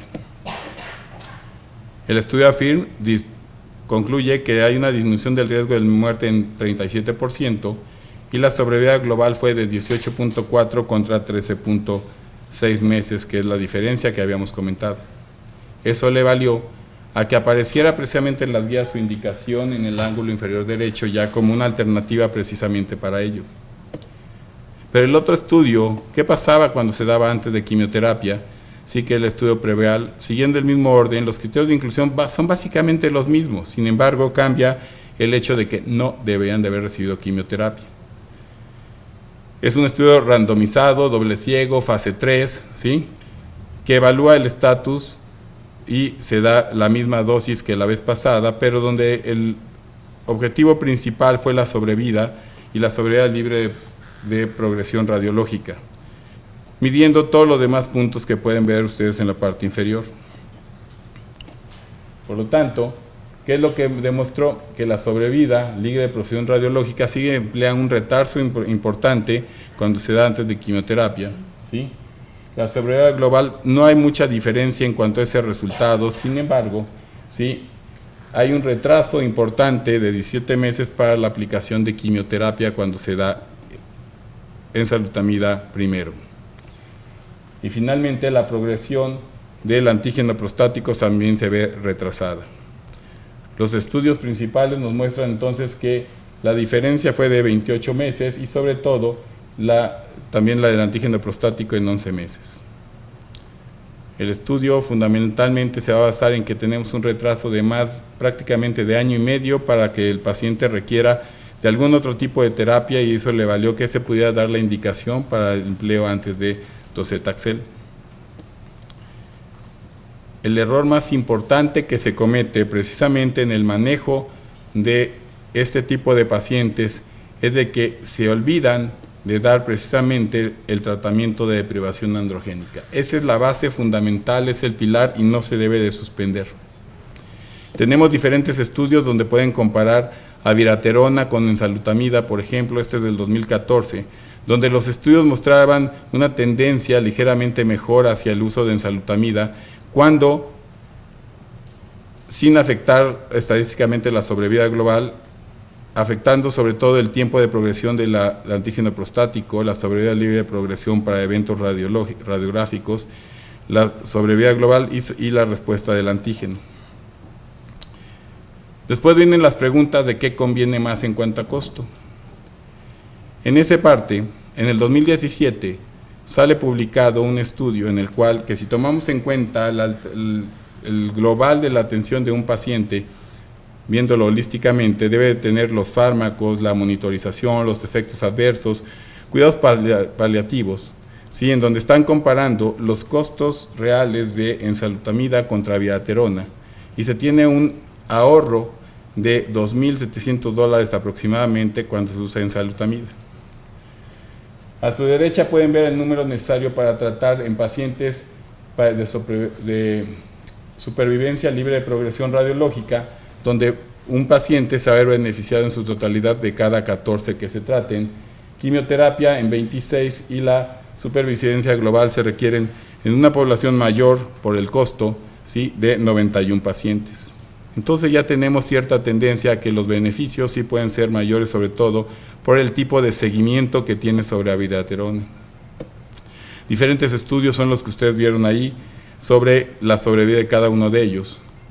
Pero finalmente, ¿quién tiene la baraja de las posibilidades? Cada una de esas alternativas que hemos manejado tiene unas características de beneficios en pro y en contra. Este es el esquema que presenta la Sociedad Española sobre el manejo de un algoritmo para el clínico para el manejo del cáncer de próstata resistente a la castración. Ellos clasifican al paciente que no tiene metástasis y lo sacan precisamente en dos grupos. No tiene metástasis y tiene. Aquel que tiene metástasis los dividen en 4 más, que es aquel paciente que está sintomático, ¿sí?, o levemente sintomático, basado en 3 puntos de dolor, que se incremente la escala del dolor de esa manera. Aquel que está sintomático con un ECOG adecuado y alto, o bien aquel paciente sintomático con el mismo ECOG, pero tiene un doblaje del antígeno prostático, ¿sí?, menor a 55 días. ¿Sí? Anteriormente se considera 60 días. La selección del paciente, ¿sí?, es lo que nos va a permitir seleccionar el manejo, y quien tiene la baraja de posibilidades es el médico. Si regresamos al algoritmo de seguimiento, podríamos decir entonces, ¿cada cuándo vamos a citar a este paciente? Si es un paciente que es un paciente sin metástasis, ¿sí?, el tiempo de doblaje es menor a 6 meses, le tenemos que hacer estudios de imagen. Y de esa manera determinar si hay progresión o no. Si no hay progresión, seguimos cada 3 a 6 meses su seguimiento. Si el doblaje es mayor a 6 meses, nos podemos ir precisamente a ver el análisis, y si no hay progresión, el paciente sigue cada 3 a 6 meses. Pero en el momento en que sale con alguna metástasis, cambia, y tenemos que regresar, por lo tanto, a todo el esquema de manejo, en donde el paciente con metástasis, en cada uno de los 4 grupos que ellos dividen, los están citando. Si yo tengo un paciente de novo, lo debo de citar cada 2 semanas cuando está sintomático por 3 a 4 meses. Si no tengo cambios, lo voy a citar cada mes. Aquel paciente que está sintomático se cita cada mes. Si no hay ningún cambio, sigue cada mes. El sintomático es cada 2 semanas por 3 a 6 meses, precisamente para la detección de los efectos colaterales y darle la seguridad de los tratamientos que necesita para su complemento. Y aquel que tiene metástasis viscerales, o bien el doblaje es muy alto, es cada mes. Cuando algún paciente presenta cualquier desviación al manejo en aumento de síntomas o elevación del antígeno, se deben de hacer nuevos estudios para determinar hacia dónde vamos nosotros a dar el manejo del paciente. Esto parecería muy sencillo, porque entonces podríamos decir, entonces ya tenemos cada cuándo lo vamos a citar, y ya acomodamos toda nuestra baraja de posibilidades para el manejo del cáncer de próstata. Sin embargo, cuando llegamos al algoritmo de tratamiento, el otro era de citas de seguimiento, ¿sí?, vemos que tenemos una gran cantidad de cartas de diferentes colores. Ahora, ¿cuál vamos a emplear?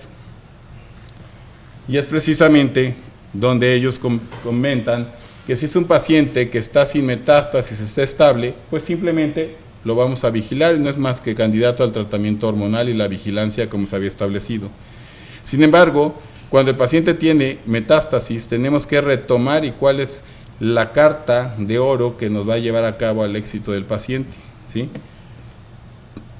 Tenemos todas estas alternativas de tratamiento. En base a lo expuesto y lo referido por la literatura, en dónde estamos nosotros ahorita, que en todos los casos el tratamiento a base de abiraterona en enzalutamida se puede utilizar en los pacientes asintomáticos o levemente sintomáticos y también en aquellos pacientes sintomáticos con la categoría 4. En el otro es el paciente sintomático que no aceptó abiraterona o enzalutamida, se le está dando quimioterapia, ¿sí? Y después otras alternativas. En aquel paciente de alto riesgo tenemos hasta después del tratamiento de quimioterapia, ¿sí? Precisamente la aceptación de estos productos. Entonces la quimioterapia como tal es en el paciente de alto riesgo, metástasis viscerales y un doblaje menor de 55 días. La secuenciación, que es un tema muy aludido en todos los congresos internacionales y con los propios, ¿sí? No está establecida. Esta es la alternativa que están proponiendo en España para el manejo de la secuenciación de los eventos. Y cuando estas llegan a fallar, cuando ya le dimos en el primero de los cuadros enzalutamida, después falla, le damos docetaxel, luego ¿qué vamos a hacer? Viene precisamente las alternativas de volver a retomar la administración de abiraterona o enzalutamida o darles cabazitaxel como tratamiento paliativo. Realmente, después de la combinación de enzalutamida con quimioterapia, la siguiente es meramente paliativa y la combinación no ha sido demostrada si le volvemos a reiniciar abiraterona alternada según la que habíamos entrado anteriormente o le damos cabazitaxel. Este tipo de pacientes definitivamente nos llevan a pacientes con muy poca reserva hepática y renal y por eso son muy difíciles de manejar. En el tratamiento del cáncer de próstata, sí, el destino baraja las cartas, pero quien las administra somos nosotros. Nosotros debemos saber cuál tenemos que dar en base a los conocimientos y las condiciones particulares del paciente. Análogos. Podemos darle tratamiento prequimioterapia con enzalutamida, le podemos dar quimioterapia y después darle enzalutamida o no, o le podemos dar abiraterona y después hacer una combinación para ello, pero sobre todo pensando en el beneficio del paciente, porque nunca llegamos a esto. ¿Qué pasa la vida después del tratamiento del cáncer de próstata? ¿Cuántos de ustedes le dan al paciente un seguimiento para establecer un calendario para sus exámenes y estudios de seguimiento? Todos los que hay, ¿sí? Pruebas que puedan estar en el futuro para otros tipos de cáncer o bien identificar su estado de salud con pruebas de funcionamiento hepático, reserva renal, densitometría ósea, etcétera, ¿sí? Porque lo estamos dejando a un lado. ¿Cuántos de ustedes le dicen al paciente que cuando presente cierto tipo de alteraciones que él ya las debe de conocer de antemano, que es nuestra obligación dárselas, debe de comunicarse con nosotros o adelantar su cita? Y sobre todo, debemos ser insistentes en el tipo de alimentación y la actividad física que puede desarrollar el paciente. ¿Para qué? Para que deje de fumar, que se mantenga en un peso saludable, para evitar efectos relacionados al esqueleto, la nutrición, ¿sí? Y sobre todo, ¿qué pasa si cuando le preguntan a uno, ¿qué pasa, doctor, si me regresa el cáncer? Pues tenemos todo ese tipo de alternativas y todas las que hemos mencionado respecto al tiempo de progresión, pero sobre todo particularizando dónde está nuestro paciente, porque no debemos de olvidar que somos médicos, ¿sí? Y no nada más damos una receta. Tenemos que apoyarle emocionalmente y sobre todo que el paciente se sienta bien con su cuerpo, ¿sí? Para poderle dar la tranquilidad, seguridad, la prevención de los eventos, la continuidad de su manejo, prevención y control de las comorbilidades que tiene el paciente o que nosotros estamos produciendo para que mantenga una calidad de vida a lo largo de todos los años que está con nosotros mediante un manejo multidisciplinario, ¿sí? En el cáncer de próstata. Muchas gracias.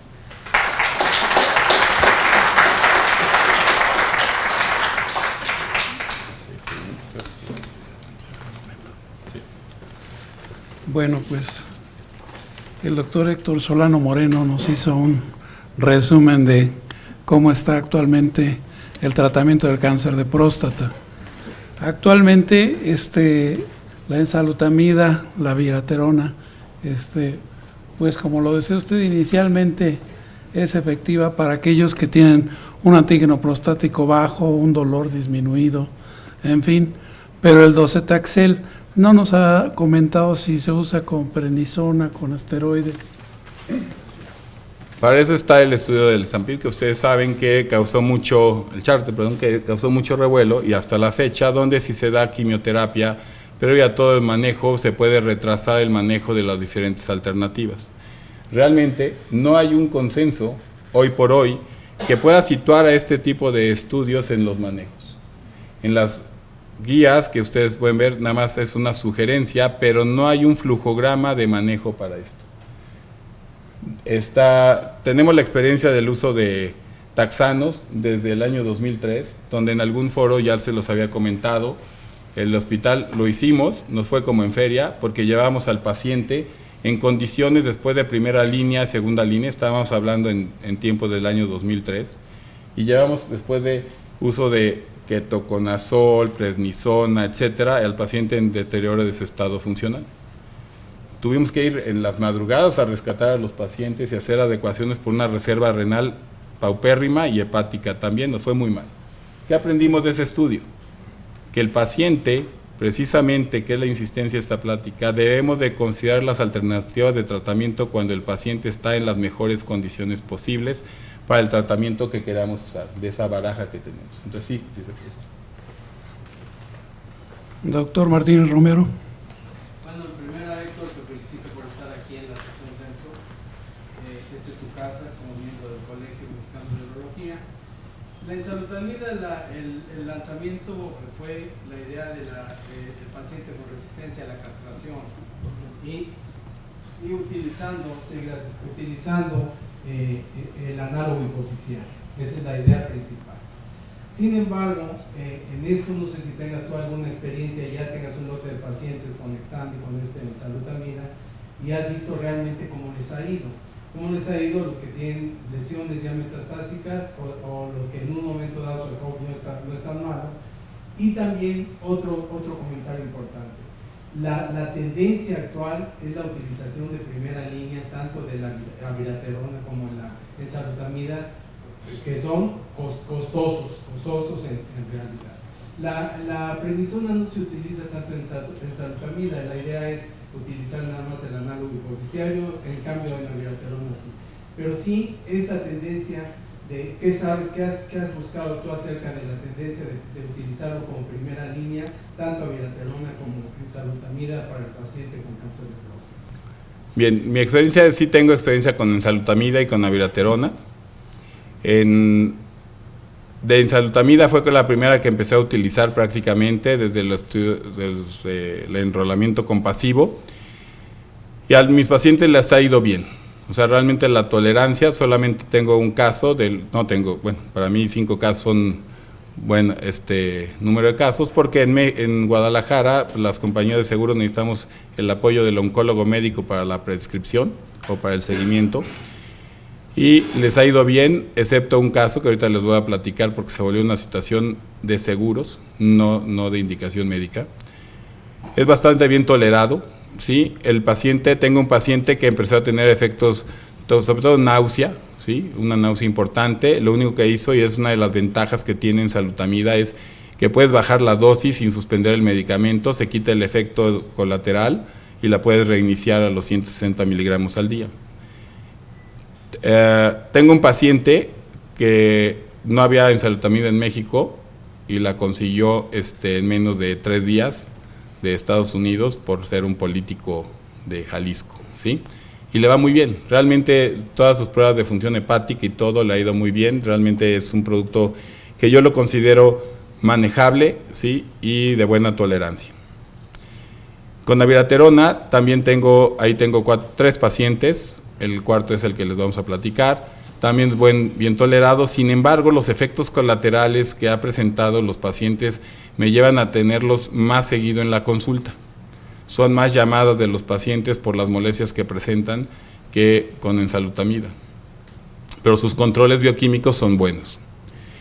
El paciente que les digo es un paciente que era candidato a darle abiraterona en enzalutamida por cuestiones de seguro y por requerirse del oncólogo, que tenemos muy buena comunicación, no se la autorizan, entonces iba para enzalutamida, le dan abiraterona, no la tolera, le pasan a abiraterona, le pasan a docetaxel, le va muy mal con la quimioterapia, realmente no aguantó ni el segundo ciclo de quimioterapia, estuvo hospitalizado por los efectos colaterales, se dejó el paciente sin nada y se le da enzalutamida. No le fue tampoco con excelente tolerancia por su deterioro hepático y renal fue muy importante. Entonces es un caso que consideramos su retraso fue por otras cuestiones más que por las indicaciones, porque no autorizaban segundos ciclos. Entonces mi conclusión a tu pregunta, Mario, sería: el producto es bueno, es bien tolerado, no es difícil de manejar, ¿sí? Y me pondría en el punto de que en Alemania, ¿sí?, para que ustedes puedan decir que son oncólogos, se requiere que den 300 prescripciones de algún medicamento quimioterápico, como ellos los consideran. La pregunta sería, a lo largo de su vida profesional o institucional, privada, etcétera, ¿cuántas recetas de bicalutamida, de leuprolide, de goserelina, ¿sí?, han dado? Si su respuesta es mayor de 300, los felicito, para los alemanes son oncólogos y por lo tanto pueden prescribir los demás medicamentos. Pero ¿cuál es el requisito para que ustedes den un medicamento? Que lo conozcan y que manejen sus efectos colaterales, ¿sí? Entonces, yo estoy convencido de los productos, también de la quimioterapia cuando está bien indicada, pero sobre todo estoy más casado con el seguimiento del paciente de una manera secuencial y no que véngase dentro de 4 meses o dentro de 6 meses o ya no lo veo, ¿sí? Eso sería más o menos. ¿Y de la utilización como primera línea sí. de tratamiento? De hecho, mis pacientes están, excepto ese que les platiqué, todos están dados como primera línea, ¿sí? Menos uno de enrolamiento del compasivo que fue después de docetaxel. Los pacientes que se tratan con abiraterona, ¿les das cortisona o no? Está indicado darle el tratamiento con cortisona, ¿sí? Generalmente se utiliza, en la Alemania, el costo que acaba de llegar de Alemania de la 4.200 euros. No es que la diferencia es que ya los paga mucho el sistema de gobierno, ¿no? Y aquí vale casi 60.000 pesos por abiraterona. Correcto, doctor. De hecho, cada sistema de salud en cada país del mundo es diferente. En Argentina no le cuesta nada a los pacientes y tienen todo, ¿sí?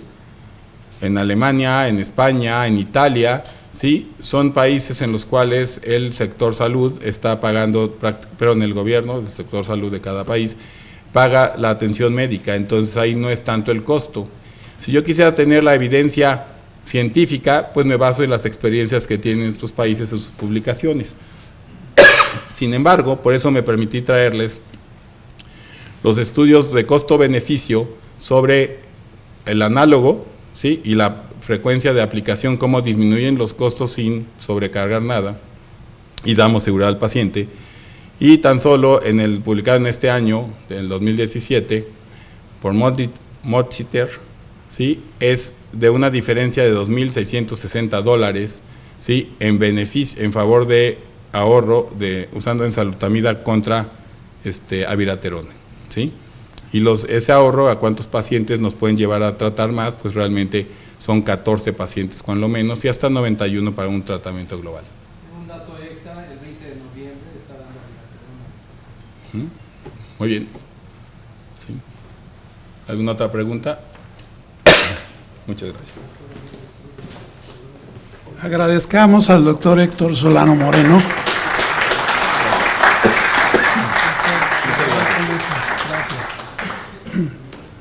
Bueno, a continuación, siguiendo el orden del día, la doctora Carolina Jiménez nos va a hacer el favor de decir el caso ganador y la lectura del acta anterior.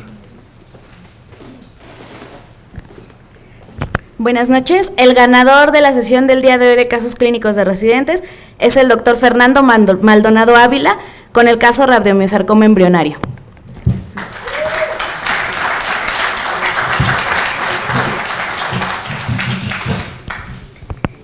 Y continuando con el orden del día, en la Ciudad de México, el 7 de junio del 2017, se llevó a cabo la sesión mensual del Colegio Mexicano de Urología, sección Centro, presidida por el doctor Ernesto Ruiz Rueda. Se realizó la presentación de casos clínicos a cargo de los médicos residentes de los distintos hospitales, siendo el ganador el doctor Rigoberto Rodríguez López con el caso prostatitis eosinofílica. La sesión académica fue presentada por el doctor Félix Santaella Torres con el tema Retos de cirugía laparoscópica y robótica en Latinoamérica. Tema en el cual se abordaron distintos aspectos de la importancia de la educación en cirugía laparoscópica y robótica, en la formación del urólogo y en particular del residente de urología. Se agradeció la presencia del doctor Félix Santaella y se otorgó la constancia de agradecimiento. El acta anterior fue aprobada por mayoría. En asuntos generales se realiza una atenta invitación a ponerse al corriente con sus cuotas y la sesión contó con la asistencia de 26 socios, 36 médicos residentes y en las redes sociales Facebook y página del colegio 1,780, para un total de 1,842. Si están de acuerdo con el acta, levanten la mano. Y se aprueba por mayoría.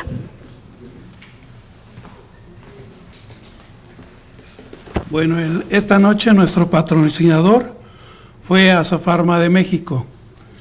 Le agradecemos a la licenciada Andrea Pino Cedeño su participación y además también a la licenciada Brenda Mariel Soto Luna. Muchas gracias. Pasamos al ambiguo, por favor.